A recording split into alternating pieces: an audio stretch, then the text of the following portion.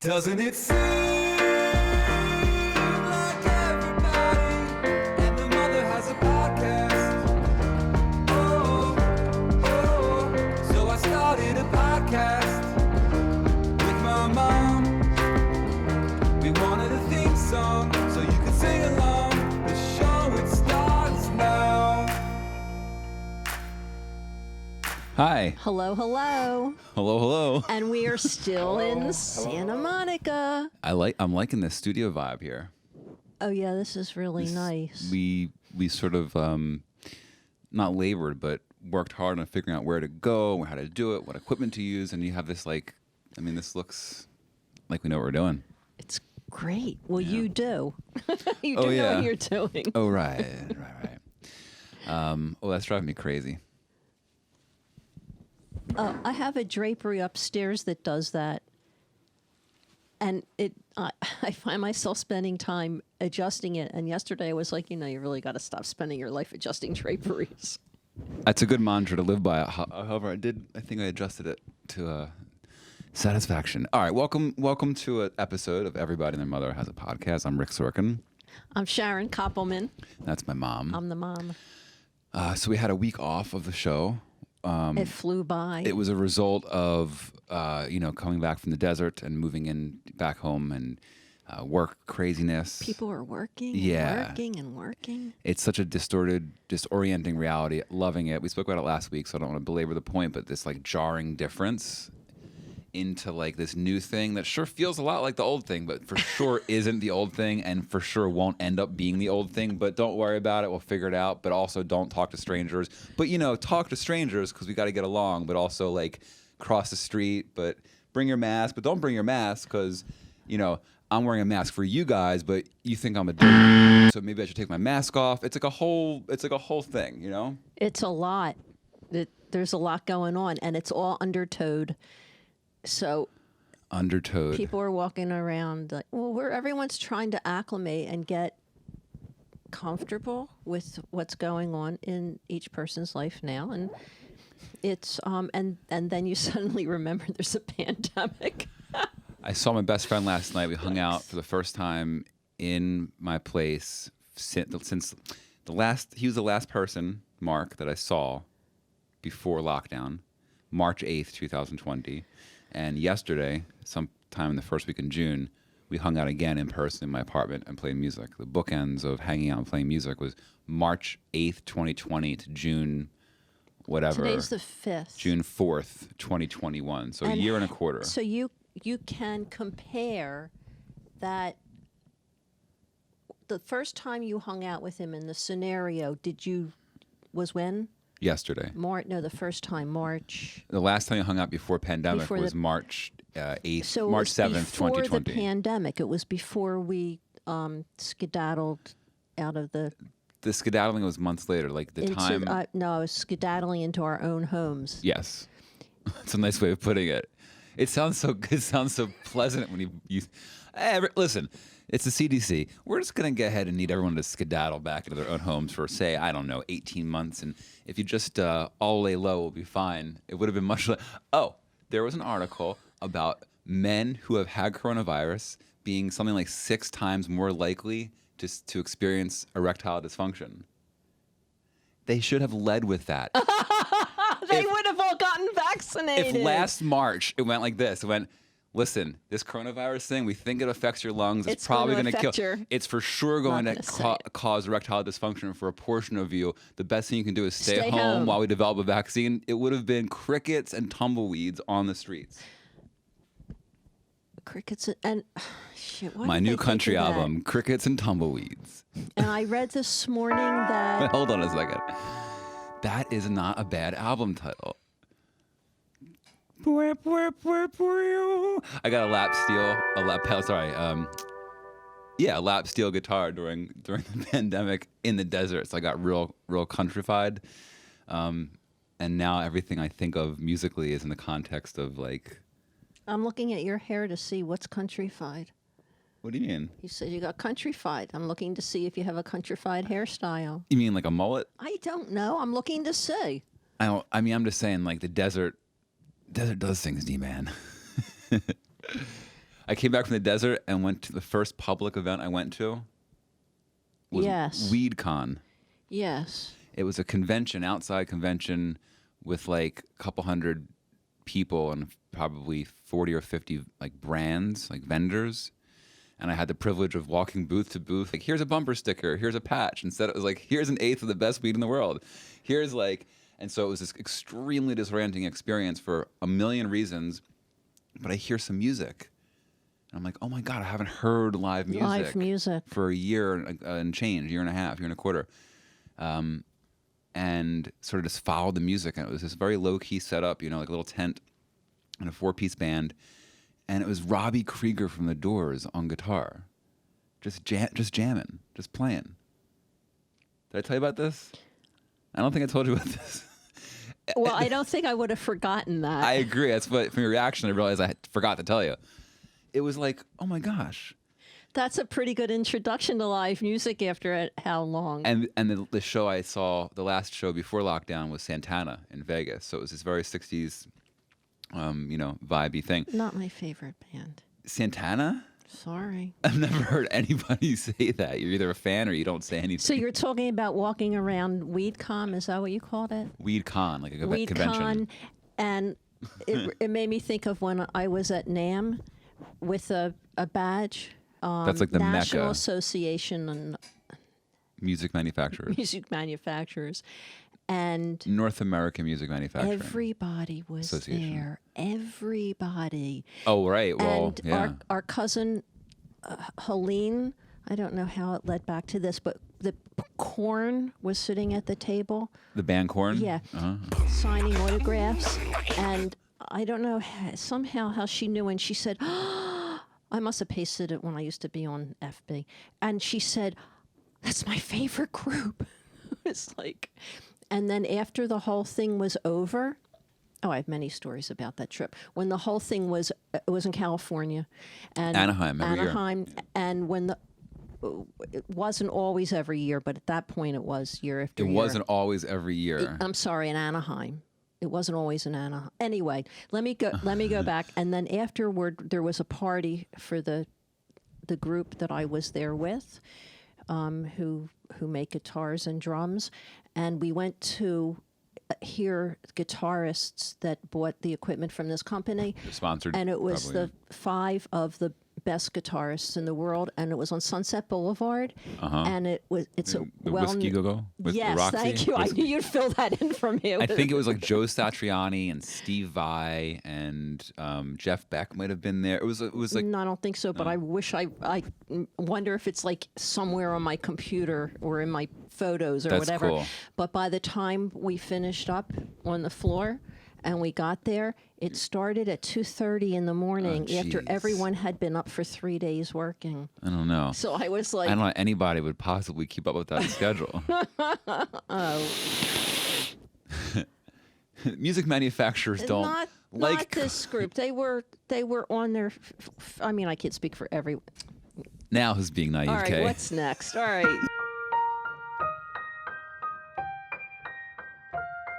I have a story, but I don't know if I can tell it. Well, I just did the same thing. I was like, I will see your NAMM story and call you, raise you, and I'm like, maybe no good can come from this.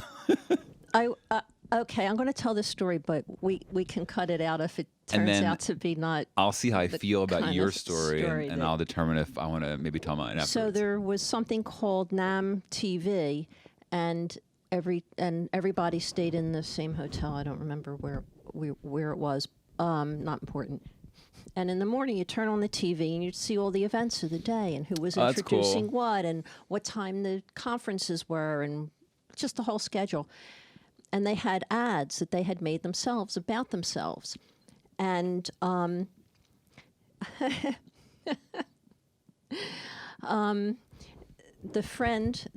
guy friend I was with at the time, left to go off to start working, and I had the TV on in the morning, and they had a self-made infomercial, and it showed a woman who was well endowed in a spaceship talking about something, who knows what, and there's no gravity. So you can imagine with certain clothing and no gravity, I'm watching this thing and I'm like, oh, this is so annoying.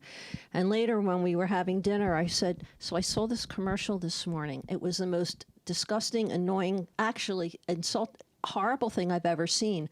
And my friend says, wait, first I have to tell you when I saw this morning, it's the best, funniest thing I've ever seen in my life. And of course it was the same The commercial. same commercial. Yeah. I thought you were going to say that they created that commercial. No, but That's the danger at conventions, industry conventions. You're like, if you like randomly, like, oh, I saw the worst fucking movie last night, and you're like, I wrote that movie. And you're like, I'll just let myself out. no, it was like girl view, boy view. Right. Meanwhile, remember the commercials. The only thing I Right. remember from NAM TV for the Well, whole time. it's actually there's an insight in that, right? Like the buyers are largely men, so the marketing for them is that worldview. Or women that are tough enough that they don't care or they agree. Either they're tough enough or they don't care or they agree, but it's not designed for them, right? The campaign. Are you saying it's a man's world? I'm saying that environments like that are still a man's world, but don't need to be. Well, this, of course, was many years ago. Like here's like insight wise, like in this cannabis business, like here's this interesting thing. Historically, We'll be the judge of that. What? The judge of what? He said, here's a really interesting thing. I'm sorry. I'm Yeah, being we will be silly. the judge of that. You're right. Okay, so cannabis is legal in a bunch of states and will become federally legal at some point relatively soon. And as each state changes, like they're catching up either with draconian laws changes or just cultural commerce, just, what do the stores look like, how they, like the whole thing is pretty exciting but new. And so it's a bunch of like, hey, community, please come in and buy this product, right? But it's not a hard product to sell, right? It's like weed. Like you just kind of open the doors and some amount of people will come in and buy it. Okay. But to attract like new audiences, you have to be like mindful of what a shopping experience is and who you're marketing to. And there's this insight that culturally and pre-legalization, largely women don't pay for weed. They just never have. I'm not sure. I think I know where this is going. Why don't women pay for weed? Oh, because they get it at a party and it's already there.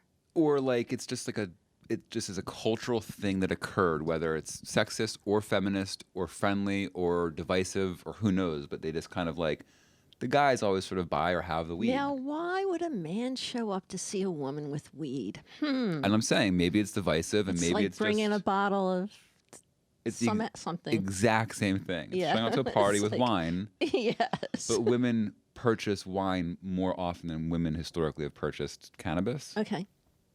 So as it gets legal and is sold and marketed like any other product would be, there's this entire missing tone deaf portion of this business where the packaging looks like it's for 20-year-old gamer, 25-year-old gamers, or like dude bros. Like it's not designed the same way that you walk into a Sephora or an Apple store or even a Starbucks and there's intentional point of purchase, there's intentional flow, there's colors, there's things that make everyone want to buy something. Makes sense. So it's just all I said was I think it's interesting, and I still think it is. Of course it is.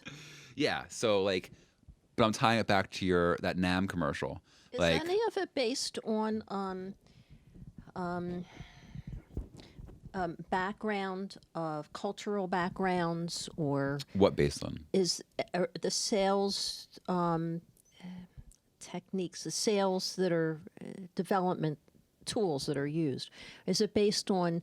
You're saying it's not based enough on gender. It's largely aimed at men. Is it also based on people of different cultures? Yeah, I think that's a astute point, and we could probably do an entire cannabis specific podcast about this stuff, like a whole series. And I'm not a subject matter expert. I know the marketing side, and I know enough to be dangerous in this conversation, so I don't speak for everyone, certainly as a white guy. The cultural shift from whether it's a black market sales or medicinally legal or even recreationally legal to a walking into a store that feels like a CVS or an Apple store or something, right? There's that like shift. That shift is heavily funded, and it's heavily funded in a way where like institutional bankers or venture capitalists or certain types of entrepreneurs are pumping that money in. And those people tend to look a certain way. Because the goal, of course, is inclusivity and equity and equality, and making sure that, because cannabis itself is a culture, right? And there's intersectionality I with. didn't think of that. So my point is just curiosity of, pardon me, how it's marketed now. That in places where it's legal, it's a new script that's being written, That's and right. I'm wondering if this new script is considering different lifestyles, different types of people, different groups. There's some, and I don't really know much about it. It just I tend to look through that lens whenever it occurs to me. I try to examine things based on that. Yeah. Because it's very easy to live inside your own space and not pay attention to the fact that other people have other needs, think differently, and just was interested from a marketing point of view. You know what's funny is a marketer, a professional marketer with a good track record, and a adult lifetime cannabis smoker, and I still hesitate to act like a subject matter expert because it sounds like mansplaining or like a white guy mansplaining. Oh. So you've hit on like, so working, I Good. work in this space. No, it's a lookout and it's a filter I can't I've always had it affixed. And now it's like, so it's funny. I Excuse almost, me, but that's good because that leaves room for other people to breathe and think and Yes. come up with their own things. And even if somebody is an expert on the field, they don't tell people everything because and they don't call themselves subject matter experts because that's like absurd, right? It's like, well, the subject matter expert. But I can say that there are conscious brands. There are a number of black-owned cannabis companies that have marketed themselves as such. There are, vegan companies, organic companies. There are things that are intentional. I saw packaging that had Braille on it. I thought that was pretty cool. So there are people thinking about this, but not mostly. They're not mostly thinking about that. not mostly. Well, it's new. It's very new. So there's a lot of potential for doing it in an inclusive way. So I read in the business news this morning some good news that I really think is it points to what's going to happen, and as people go out into the world and people are vaccinated and things are better, it turns out that the report says that the sale of lipsticks and condoms has increased substantially. Oh, that's great. So I think that's Great. all we need to know. Great. I'm cycling through the first 7 jokes I'm thinking of and just trying to find some appropriate responses. Nope, I got nothing. Oh, good.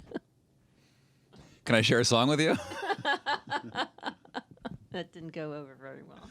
No, I think it's great. I'm going to change the subject to this song is called Plant-Based Disaster. And this is about the experience of being a vegan and getting excited for some food only to find out it's not quite vegan. Vegan feta made of cheddar, everybody's pissed. Soy chorizo made of meat, so nobody gets tipped. Egg-free mayo, make my day-o with a dash of pork. We don't think this place of business wants to keep us, holds our interest, so we're going home. Vegan feta made of cheddar, everybody's pissed. Soy chorizo made of meat, so nobody gets tipped. Egg-free mayo, make my day-o with a dash of pork. We don't think this place of business wants to keep us, holds our interest, so we're going home. We don't think this place of business wants to keep us, holds our interest, so we're going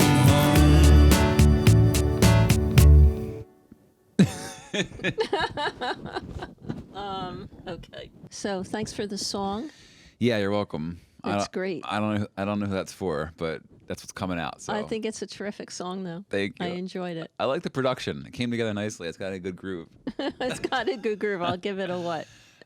You'll give it a what? A what? What do you mean? They used to say, I can dance to it. I'll give it a 7. Oh. Okay. You out of what? I'm not saying that you're exactly.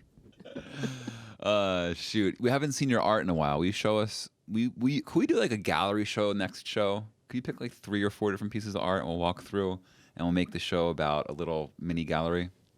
You think that would be interesting? I guess we'll find out. Sure, I would love to. Okay. I just realized I haven't seen a painting in a few weeks. I know, I thought about that actually, but I wasn't going to bring it up because I didn't bring a painting with me. Nice.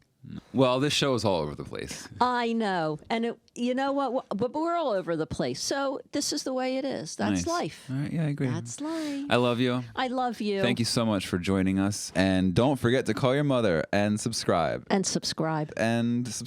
Doesn't it seem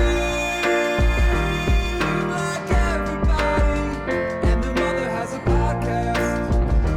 Oh, so I started a podcast with my mom. We wanted a theme song